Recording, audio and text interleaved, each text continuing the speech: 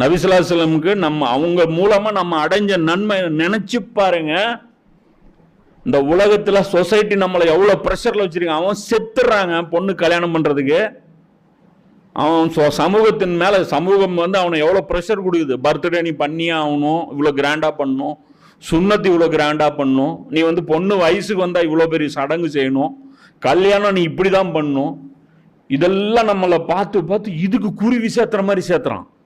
இதுக்காக கடன் வாங்குறான், இதுக்காக அசிங்கப்படுறான், இதுக்காக ஓவர் டைம் பார்க்கறான். இதுல அழிஞ்சே போயிடுறான். இந்த சுமையில சொந்த வீடு வச்சிருந்தாதான் மரியாதை, இதுக்காக ஓடுறான்.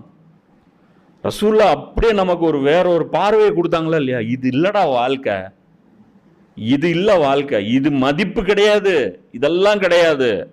நற்குணங்கள் நல்லவனா இருக்கிறியா, நீ அல்லாஹ்வுக்கு பயப்படுறியா, நன்மை மட்டும் தேர்வு பண்றியா, உனக்கு லாபம் நஷ்டம்னு பார்க்காம எது நல்லது கெட்டதுன்னு பார்க்குறியா, இதுல தான் உனக்கு உயர்வு இருக்கு.